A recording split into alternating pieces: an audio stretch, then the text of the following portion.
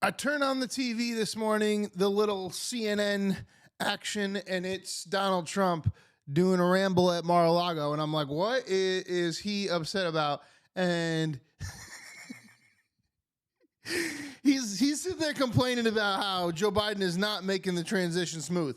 And talking about how they're stealing 186 land mass acres or something. And I don't even know. Hopefully we have a clip of that for you for today. If not, it will be there tomorrow. But Donald Trump doing a press conference right now. Other than that, the news for Monday coming into Tuesday is a little bit dead. Our big news, the big news of the day, Mark Zuckerberg deciding to pull an Elon Musk. Elon Musk and Mark Zuckerberg, both free speech platforms now. Facebook, Instagram, and freaking Twitter /X/ whatever.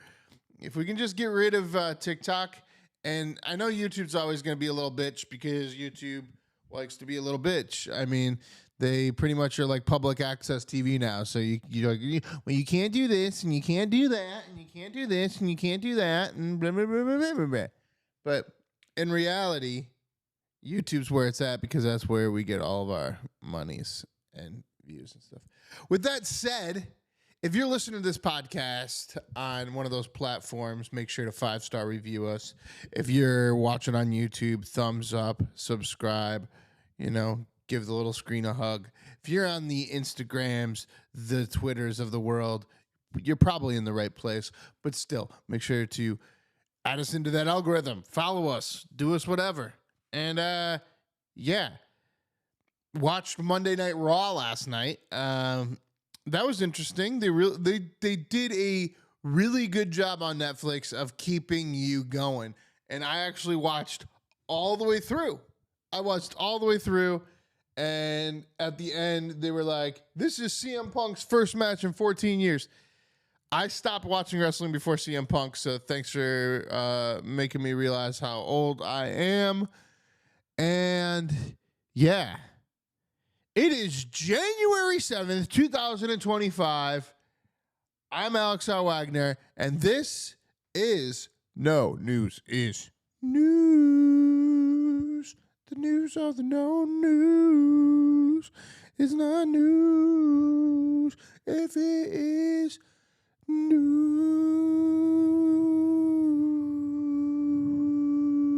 I think it's just so far the sky,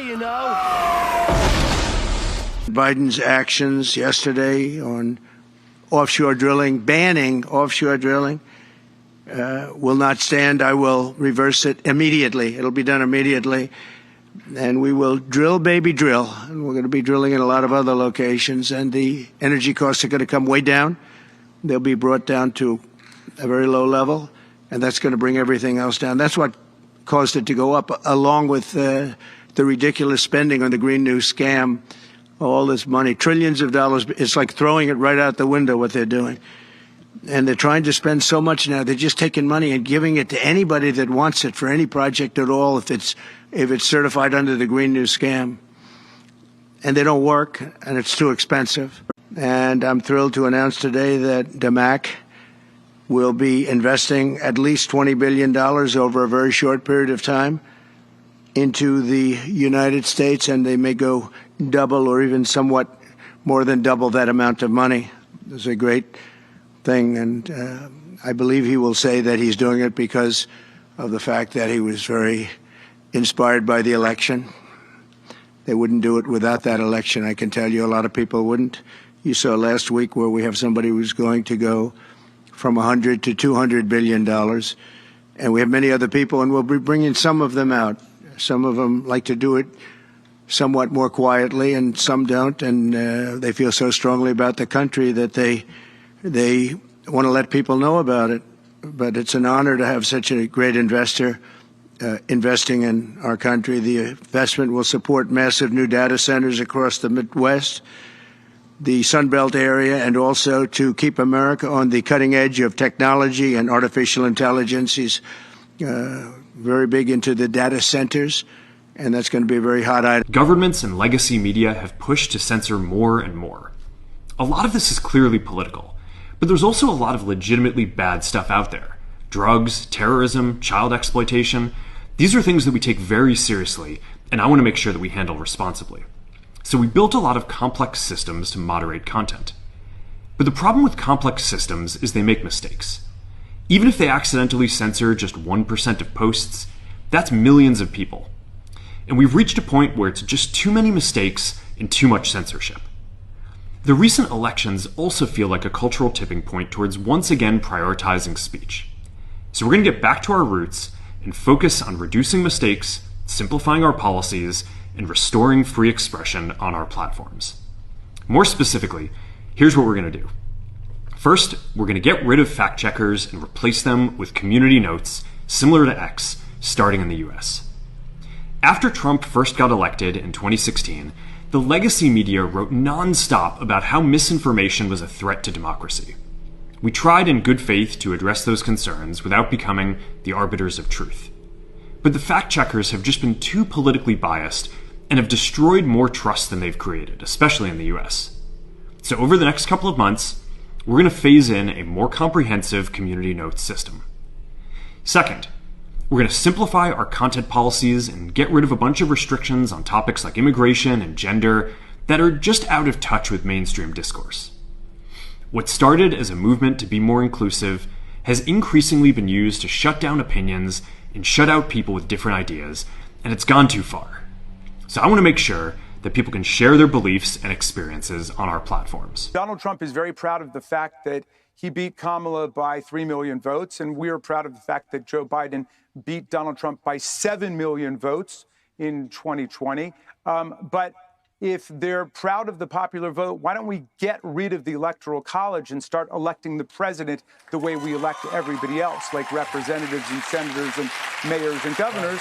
Why don't we actually come together and step forward? I mean, the Electoral College can get you killed these days, as we saw in 2020, and it's given us 5 popular vote losers in our history, twice in this century, Donald Trump and George W. Bush. So let's move forward on that. Why don't we get together on that? Guys, we're here in Nuuk, Greenland. This is the founder, 1721. That yellow house with the red top, that was his original spot. That's where he moved. This is where it all started out here.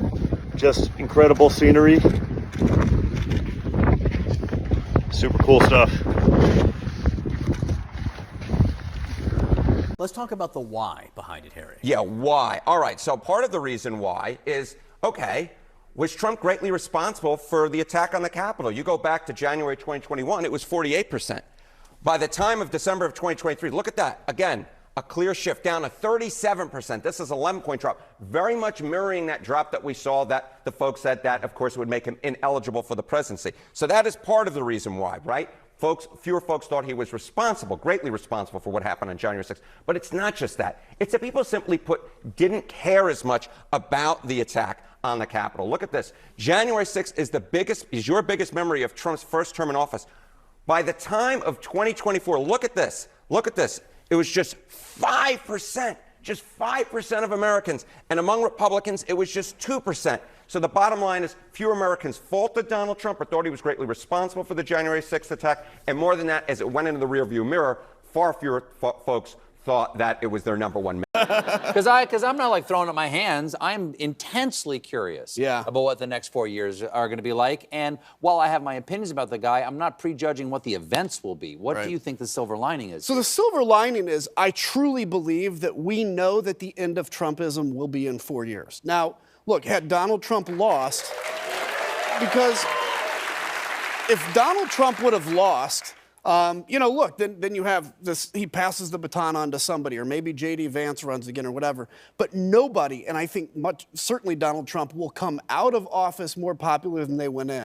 Let's be clear, this is a scam, congestion pricing. It has nothing to do with reducing congestion. It has nothing to do with the environment. It has everything to do with the MTA raising $1 billion in revenue so that it can borrow $15 billion more. This is an authority that is already tens of billions of dollars in debt and has individual borrowing authority.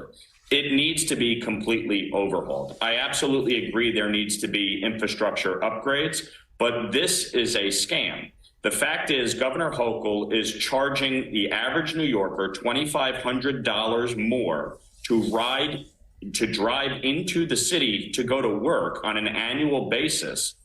And meanwhile, she's spending billions of dollars in taxpayer money on free housing, clothing, food, education, and healthcare for illegal immigrants.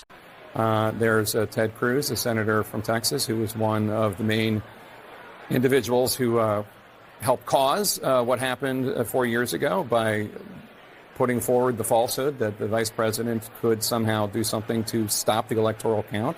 There's Democratic leader Hakeem Jeffries, or Catherine Clark, his number two.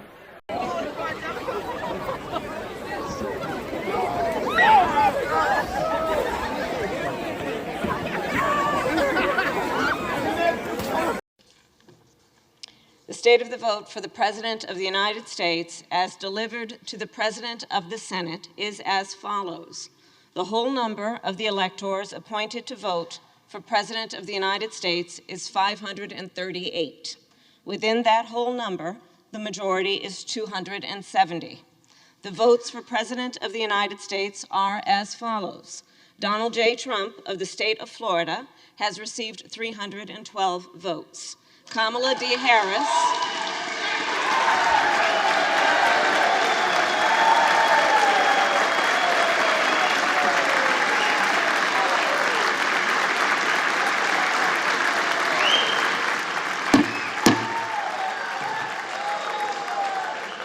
Kamala D. Harris of the state of California has received 226 votes.